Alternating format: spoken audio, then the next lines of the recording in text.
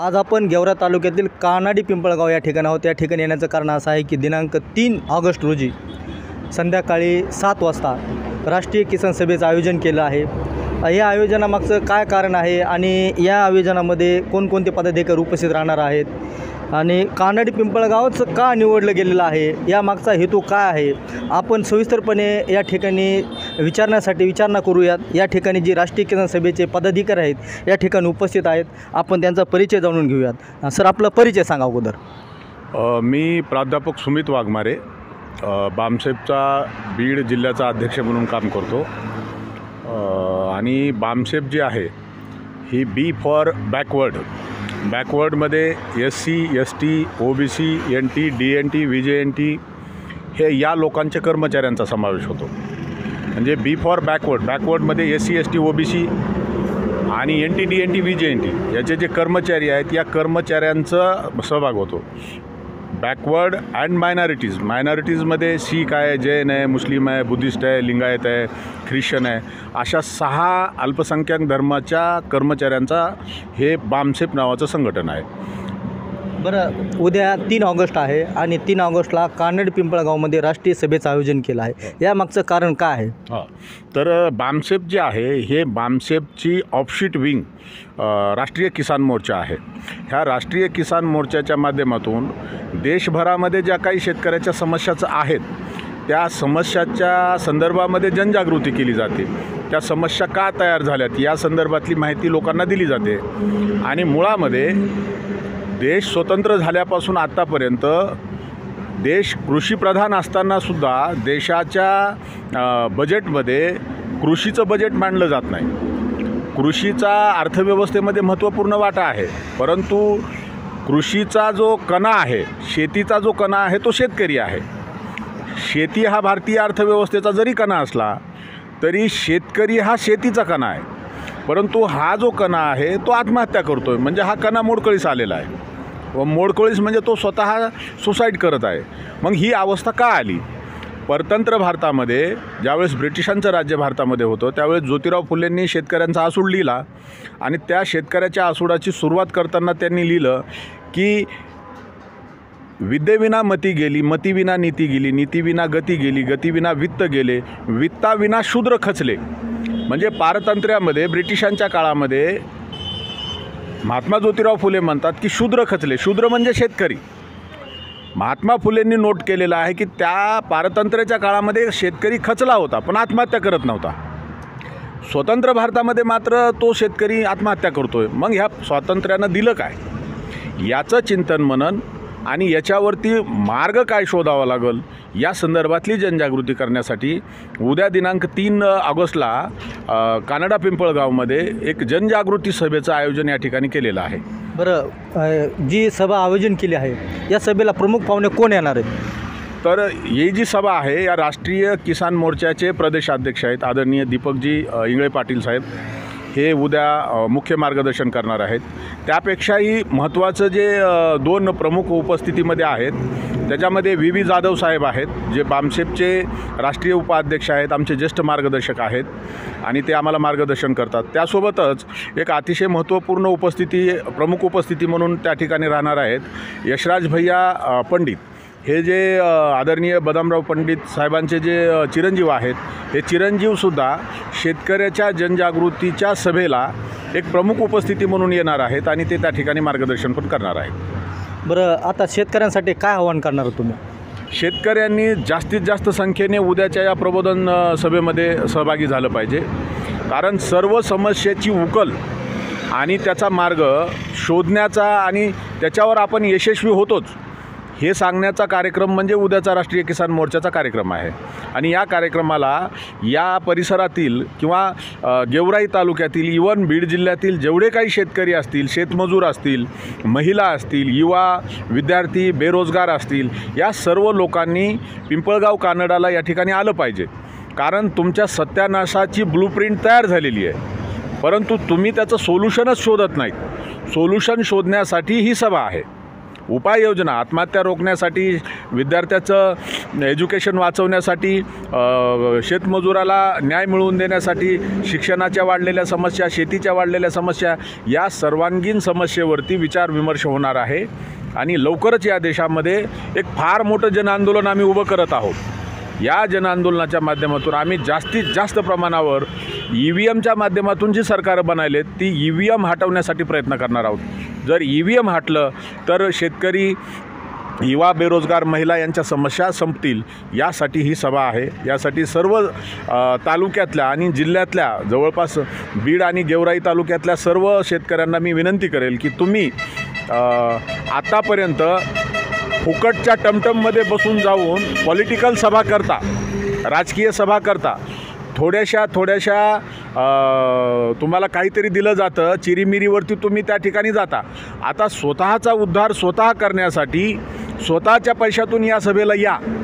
कारण जोपर्यंत तुम्हाला आत्मनिर्भरतेची सवय लागणार नाही, तुम्ही जर अशा चिरीमिरीवर जर तुम्ही स्वतःचं मत विकत असाल तर ह्या सवयी घालवण्यासाठी या कार्यक्रमामध्ये आलं पाहिजे आणि आत्मनिर्भर स्वाभिमानी जनआंदोलन उभं केलं पाहिजे. तेव्हाच खऱ्या अर्थानं भारताच्या बहुजनाच्या समस्या सुटतील. यासाठी सर्वांनी त्या कार्यक्रमाला यावं असं मी त्यांना जाहीर आवाहन करतो. बरं, तालुक्याच्या ठिकाणी किंवा जिल्ह्याच्या ठिकाणी सभेचं आयोजन नाही केलं, एका ग्रामीण भागामध्ये सभेचं आयोजन केलं जातं, यामागचं काय कारण असावं? बामसेपचे राष्ट्रीय अध्यक्ष माननीय वामन मेश्राम साहेबांनी एक कार्यक्रम घोषित केलेला आहे, चलो गांव की ओर. कारण बहुजन समाज हा गावामध्ये राहतो. आता आम्ही जवळपास 3-3.5 लाख गावामध्ये संघटनचं नेटवर्क तयार केलेलं आहे. आम्ही 2029-30पर्यंत आमचा राष्ट्रीय अध्यक्ष माननीय वामन मेश्राम साहेबांनी सांगितलं की 6 लाख गावामध्ये संघटनचं नेटवर्क उभं करायचे आणि तो कार्यक्रम लक्षात घेऊन आम्ही गावागावामध्ये प्रचार प्रसार करत आहोत. म्हणून आम्ही हा कानडा पिंपळगावमध्ये जनजागृतीचा कार्यक्रम ठेवलेला आहे, चलो गाव की ओर कार्यक्रमाअंतर्गत. धन्यवाद सर. आपलं परिचय सांगा अगोदर. मी काळे मधुकर, बामशिपमध्ये 1997पासून काम करतो आणि रिटायर झाल्यापासून मी अजून बी बामशिपमध्ये काम करतो. आणि हे सारं जसे वरून आदेश येतात साहेबाचे तसं आम्ही खाली काम करतो. म्हणून आम्ही खेडेगावात पहिला प्रोग्राम शिवनीमध्ये माझ्या गावातच झाला आणि आता दुसरा प्रोग्राम आम्ही कानडा पिंपळगाव ह्या ठिकाणी करीत आहोत. आणि खेडेगावात हा प्रोग्राम करणं अति आवश्यक आहे. खेडेगावातल्या लोकांना त्यांना फार मोठ्या ह्याच्यापासून वंचित ठेवलेलं आहे. त्यांना काय शासनाकडून मिळायला पाहिजे, काय नाही मिळायला पाहिजे, आणि ह्या साऱ्या गोष्टी त्यांना जे मिळतं आहे ते सुद्धा माहीत नाही. आणि फार मोठ्या प्रमाणात शेतकऱ्यांची गळचेपी चालू आहे आणि स्वातंत्र्य झाल्यापासून नुसते शेतकरी आत्महत्या करायला लागलीत. त्यांच्या मुलांना शिक्षण भेटणार, त्यांच्या मुलांचे लग्न होईनात आणि फार मोठ्या समस्या ह्या इथल्या शासनाने आणि ब्राह्मणांनी निर्माण केलेल्या आहेत. आणि पूर्ण भारताचं शासन आणि प्रशासन हे ब्राह्मणाच्या कब्जात आहे. ब्राह्मणाची लोकसंख्या ही 3.5% आहे भारतात, पण पूर्ण भारताचे पॉवर स्ट्रक्चरवर ब्राह्मणाचा कब्जा आहे. आणि म्हणून आपल्या बहुजनांच्या ह्या समस्या निर्माण झालेल्या आहेत. आणि ह्या समस्येला आपण स्वतः संघटित होऊन जोपर्यंत ह्या समस्येवर काही चर्चा करणार नाहीत, ही समस्या समजून घेणार नाहीत आणि ह्या समस्याला कसं थांबवायचं हे आपण जर माहिती करून नाही घेतली तर आपलं आतापासून तर झालंच वाटोळं, पण इथून पुढंसुद्धा फार मोठ्या प्रमाणात नुकसान होणार आहे, वाटोळं होणार आहे. आणि त्यासाठी ह्या जनजागृतीचा प्रोग्राम आहे. तर मी सुद्धा सर्व शेतकऱ्यांना आणि ह्यांना विनंती करील की ह्या प्रोग्रामला जास्तीत जास्त लोकांनी यावा आणि चिंतन हे ठेवून हे सारं ऐकावा. म्हणजे त्यांच्या लक्षात येईल की खरंच आपला उद्धार किंवा आपण आपले स्वतःचा विकास करू शकतो. पण फक्त एकच कमतरता आहे आपल्याकडं की आपण समजून घेणार आणि संघटित होणार. तर सर्वात मोठं काय आहे की संघटित होणं फार गरजेचं आहे. आता परवा आमचे प्रदेशाध्यक्ष दीपक इंगळे साहेबांनी त्यांच्या गावात 7वी वस्तूवर केंद्रीय शाळा होती, तर 8वीचा वर्ग बाजूलाच संस्था असल्यामुळं होऊ देत नव्हते, पण त्यांनी केंद्रीय हे करून 8वीचा वर्गसुद्धा तिथं चालू केला. तर तिथले सारे शेतकरी इतके खुश झाले आणि म्हणले की आता कुठं संविधान लागू झालं आहे आणि कायद्याने कामं व्हायला लागलीत, पण खंत एकच आहे की आपण संघटित झालं तर हे सारं करू शकतो आणि आम्ही करून दाखविले. म्हणून फार गरजेचं आहे की आपण संघटित होणं आणि संघर्ष करणं. धन्यवाद. अगोदर परिचय देतो. राष्ट्रीय किसान मोर्चा गेवराई तालुका अध्यक्ष पठाण जुबेर खां सरदार खां हा माझा परिचय आहे आणि मी एक शेतकरी कुटुंबात जन्मलेला एक मुलगा आहे. सांगायचं तात्पर्य म्हणजे एवढंच आहे की निवडणुका होऊन बराच काही वेळ होऊन गेलेला आहे आणि ज्यावेळेस निवडणुका लागल्या होत्या त्यावेळेस जे काही कॅन्डिडेट आमच्याकडे आले आणि त्यांनी आम्हाला आश्वासनं दिली ते की तुमची कर्जमाफी करू, तुमचा 7/12 कोरा करू, त्याच्यानंतर तुम्हाला तुमचं लाईट बिल माफ करू, त्याच्यानंतर तुम्हाला 24 तास लाईट देऊ. हे त्यांचे जी फसवे आव्हानं हे त्यांनी जे आम्हाला आश्वासन दिलेत ते हे सगळे भूलथापा झालेले आहेत ह्या काय. आणि सांगायचं म्हणजे आता तात्पर्य एक आहे की शासनाने लवकरात लवकर कर्जमाफी करावी. शासनाने ज्याला नाही त्याला विमा दिला आणि ज्याला विम्याची गरज आहे त्याला काही नाही दिलं. आता ठीक आहे, इथून मागं शासन विमा भरीत होता, आता ह्या वर्षी शासनाने आमच्याकडून पैसे घ्यायला सुरुवात केली. मग हे असं कसं? ज्यावेळेस तुमच्यावर वेळ आली त्यावेळेस तुम्ही ह्या येड्या बागड्या शेतकऱ्याला लुबाडून त्याचं मतदान घेऊन वर गेलात आणि आता तुम्ही त्यांना विसरलात. हे वागणं तुमचं बरं नाही. ह्याच्यामुळं एक पिंपळगाव या ठिकाणी राष्ट्रीय किसान मोर्चाची एक शेतकरी मेळावा म्हणून आम्ही एक 10-5 गावच्या लोकाला संघटित केलेला आहे आणि आम्ही आमच्या व्यथा शासनादरबारी मांडणार आहोत. तिथं आमचे मार्गदर्शक महाराष्ट्र लेवलचे दीपक इंगळे सर हे आम्हाला येऊन सगळ्या शेतकऱ्यांना मार्गदर्शन करणार आहेत. त्यांच्या मार्गदर्शन ऐकून घेण्यासाठी हे टाकळगाव, हिरापूर, आहेर वाहेगाव, एरंडगाव, कुर्ला, माळापुरी, नांदूर हवेली, पारगाव, हिंगणी ह्या सर्व लोकांना आम्ही आमंत्रित केलेलं आहे की बाबांनो या, काय चाललं हे थोडंसं बघा. आता बघता बघता इथं बाजार बंद झाला आहे, शेतकरी फार अडचणीत आहे. ठीक आहे, गोहत्या हे तो कायद्याने गुन्हा आहे, तो तुम्ही करा, ते बंद झालंच पाहिजे. त्या मताशी मी बी सहमत आहे. पण आता हे भाकड जनावरं शेतकऱ्याचे, हे कुणाचं लग्न आहे, कुणाचं दुखतं आहे, हे कुणाला आणून विकायचे, कुठं काय करायचं आहे. मग ह्याच्याकडं आमच्या आमदार साहेबांनी कधी लक्ष द्यायचं आहे, आमच्या खासदार साहेबांनी कधी याच्याकडे लक्ष द्यायचं आहे. आमदार साहेब रोज इथून येतात, खासदार साहेब इथून निवडून गेलेत, तशा ह्या रोडने आलेले सुद्धा नाहीत.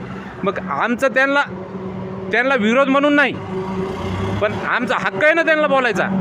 आम्ही हक्काने बोलू शकतो का की तुम्ही आमचे प्रतिनिधी आहात, आम्ही तुम्हाला मतदान केलं आहे आणि तुम्ही आमच्या समस्या सोडवा, हे आमचं स्पष्ट मत आहे आणि त्यांनी ते सोडवायलाच पाहिजे. आता तिसरा बाजार आहे आज हिरापूर इथं काही खरेदी विक्री होय ना, नुसते लोक शेतकरी बाजारात बैल आणतात आणि घरी घेऊन जातात, कुणी त्यांना विचारायला सुद्धा तयार नाही. मग हे खाटीक समाजाची जी लोक आहेत त्यांच्यावर अन्याय होतोय. त्यांनी इथून अगोदर खरेदी करायचे, मग कुणीतरी त्यांच्या गाड्यामध्येच अडवायच्या, ते माल जप्त करायचा आणि त्यांच्यावरच कारवाई. अरे बाबांनो, मग तुम्ही ठीक आहे ना, ज्यांनी विकलं त्याच्यावर बी करा, ज्यांनी खरेदी आता त्यांनी काय चोरून त्यांनी तर पैसे देऊन माल घेतला आहे ना. मग हे सगळं थांबण्यासाठी ह्या लोकांनी आमच्याकडे लक्ष देणं हे गरजेचं आहे. हे लोक आमच्याकडे लक्ष देणार म्हणून आम्ही एक छोटासा आपला एक कार्यक्रम आता सुरू झाला आहे की बाबा ह्यांनी आमच्याकडे लक्ष द्यावा, आमच्या गरजा पूर्ण कराव्यात. बस ह्याच्यामुळं आम्ही पिंपळगाव कानडा येथे आता उद्या 3 तारखेला 7 ते 10 आमचा कार्यक्रम आहे. दीपक इंगळे सर आमचे मार्गदर्शक आहेत आणि त्यांच्या अध्यक्षतेखाली कार्यक्रम होणार आहे. आणि आम्ही एक तालुक्याचं एक उभरतं नेतृत्व म्हणून यशराज भाया पंडित यांनासुद्धा आमंत्रित केलेलं आहे. आमचे राजेंद्र डाके पाटीलसुद्धा त्यांचं बी मार्गदर्शन होणार आहेत. आमचे काळे साहेब आहेत त्यांचं मार्गदर्शन होणार आहेत. आमचे जिल्हाध्यक्ष कुटे साहेब ते सुद्धा बोलणार आहेत. आणि आमचे मार्गदर्शक सुमित सर हे बी तिथं कार्यक्रमाला उपस्थित राहणार आहेत. बस एवढं बोलतो आणि थांबतो. मी निसार पाटील, पिंपळगाव कानडा, माजी सरपंच. आणि मी पण एक शेतकरी आहे. आणि प्रत्येक ह्याची युनियन आहे, म्हणजे नोकर वर्ग कोणतं बी हे असलं त्याला युनियन आहे. परंतु शेतकऱ्याचीच युनियन याची एक मजबूत नाही. त्यामुळं शेतकऱ्यावर इतका अन्याय व्हायला लागला. त्यांच्या शेतमालाला भाव नाही, पिकवतो त्याला भाव नाही. औषध महाग, खत महाग, मजुरी महाग, परंतु माल विकायला गेल्यास त्याच्या मालाला योग्य भाव मिळत नाही. ह्यासाठी एक शेतकऱ्याची युनियन असणं एक इतके अत्यंत आवश्यक आहे. असे काही युनियन झाल्यात पण ते पूर्णपणे कामयाब झाल्या नाहीत. तर माझं शेतकरी या नात्याने ह्या किसान राष्ट्रीय मोर्चा जे आहे त्यांना एक विनंती आहे की त्यांनी हे जे प्रत्येक खेड्यात जनजागृती करून काहीतरी असं कार्य करून दाखवा आणि पूर्ण लोक घेऊन ह्या सरकारला शेतकऱ्याच्या भावासाठी किंवा उत्पन्नासाठी पूर्ण अडून धरून त्यांचे कामं करून घ्यावा इतकी अपेक्षा करून करतो. ह्यासाठी उद्या आमच्या गावात कार्यक्रम आहे. त्या कार्यक्रमाला जास्तीत जास्त शेतकरी जमा होऊन आम्ही सहकार्य करू. परंतु किसान मोर्चाने असंच काम चालू ठेवून आमच्या शेतकऱ्याला न्याय मिळवून द्यावा हीच विनंती करतो आणि माझं भाषण संपवतो. जय हिंद. मी भीमराव खुटे, राष्ट्रीय किसान मोर्चा बीड जिल्हाध्यक्ष. आता उद्या 3 ऑगस्ट रोजी गेवराई तालुक्यातील पिंपळगाव कानडा येथे शेतकरी जनजागृती अभियान आपण ठेवलेलं आहे. ह्याचं कारण असं की देशामध्ये जसा नोकरदारासाठी वित्त आयोग आहे तसा शेतकऱ्यांसाठी स्वामीनाथन आयोग आहे. आणि मला वाटतं आज 20-25 वर्ष झालं स्वामीनाथन आयोगाच्या शिफारशीनुसार शेतकऱ्यांना हमीभाव भेटावा याच्यासाठी देशातले डावे पक्ष असतील, शेतकरी संघटना असतील किंवा एकूणच विरोधी पक्ष असतील, हे सगळ्यांनी आतापर्यंत मोर्चे आंदोलन काढलेत की शेतकऱ्यांना जो काय त्यांचा स्वामीनाथन आयोग आहे उत्पादन खर्चावर 50% नफा हा मिळाला पाहिजे. परंतु कोणतंही सरकार आजपर्यंत स्वामीनाथन आयोग का लागू करीत नाही. तर त्याचं कारण एक आहे की शेतकरी पाहिजे तसं आंदोलन तयार करीत नाही. आता पाठीमागाल गेल्या वर्षी दिल्लीच्या बॉर्डरवर पंजाब आणि हरियाणाचे शेतकरी बसले होते, म्हणजे अनेक मागण्या घेऊन बसले होते. परंतु मोदी सरकारने काय त्यांच्या मागण्या मान्य केल्या नाहीत. फक्त ते जे काय 3 कायदे शेतकरी विरोधी केले तेवढे वापस घेतले. तर मी शेतकऱ्यांना तुमच्या मीडियाच्या माध्यमातून असं आवाहन करतो की तुम्हाला जर शेतीमालाला चांगला भाव जर मिळाला तर तुम्हाला बाकीचे काय कुठं करायची गरज पडणार नाही. जसं की आता काय होतं, अनेक नेटवर्क मार्केटिंग कर, कुठं बिझनेस कर, कुठं टपरी टाक, कुठं काय नको कर, हे कर, अनेक धंदे करतात लोक. का तर शेतीवर पोट भागा. तर जर शेतीला जर चांगला जर म्हणजे दिवस जर आणायचे असतील शेतीला तर शेतीच्या मालाला चांगला हमी भाव भेटणं गरजेचं आहे स्वामीनाथन आयोगाच्या शिफारशीनुसार. तर त्याच्यासाठी शेतकऱ्यांनी एक ग्राउंड लेवलला मोठं आंदोलन उभं करण्याची गरज आहे. तर शेतकऱ्यांना आता आमचं चालू आहे सध्या, भविष्यामध्ये कोणतं आंदोलन उभा करता येईल, कसं काय करता येईल, शासनाला कसं कोंडीत पकडता येईल, त्या हिशोबाने आम्ही चालू आहे, प्लॅनिंग आमची चालू आहे. तर त्या हिशोबाने शेतकऱ्यांना सहकार्य करावं एवढं आम्ही या ठिकाणी आवाहन करतो. धन्यवाद. या आपलं परिचय द्या अगोदर. दत्ता महादेव निर्मळ, राहणार पिंपळगाव कानडा, ग्रामपंचायत सदस्य पिंपळगाव कानडा. तुम्ही आता कानड पिंपळगावचे ग्रामपंचायत सदस्य आहात. उद्या 3 ऑगस्ट आहे आणि आपल्या गावामध्ये चांगलं उपक्रम राबविलेला आहे. काय आवाहन करतात शेतकऱ्यांसाठी? शेतकऱ्यांनी उद्या जे 3 ऑगस्टला जी सभा बोलवलेली आहे त्यासाठी सर्व मोठ्या संख्येने उपस्थित राहणे. आपल्या शेतकऱ्याच्या मालाला पिकाला पाणी नाही, लाईट नाही, ह्या सर्व गोष्टीसाठी उद्याच्याला 3 तारखेला सर्वला हजारोच्या संख्येने उपस्थित राहावे. दादासाहेब लक्ष्मण मंजाळ, हिरापूर. बरं, आपण शेतकरी आहात, उत्तम शेतकरी आहात. शेतकरी. बरं दादा, आपण शेतकरी आहेत. उद्या कानड पिंपळगावमध्ये शेतकऱ्यांसाठी म्हणजे प्रबोधन करण्याचं काम जे आयोजन केलेलं आहे, महासभेचं आयोजन केलं आहे, काय सांगाल याविषयी आपण? काय आता सरकार नुसतं आपल्या शेतीमालाला भाव देतं म्हणतो, नुसतं दर पंचवार्षिकला ह्याची वाढ त्याची वाढ म्हणतं, पण कुठल्या काही दिलेलं नाही. आत्तापर्यंत 5 वर्ष झालं 1 रुपया विमा भरून घेतलेला आहे आणि आत्तापर्यंत मला 1 रुपया बी त्याचा काही भेटलेला नाही. विमा म्हणजे ही गोष्टच काढून टाकली सगळी डोक्यातून. हे आपल्याला 1 रुपया बी भेटलेला नाही. नुसतं सरकार ह्याच्यावर आव्हान देतं, इतके कोटी सुटले तितके अब्ज सुटले, 1 रुपया पण आजपर्यंत भेटलेला नाही आहे. आणि काय झालं आहे मग आता कुठपर्यंत शेतकऱ्यांनी सरकारची वाट बघायला पाहिजे.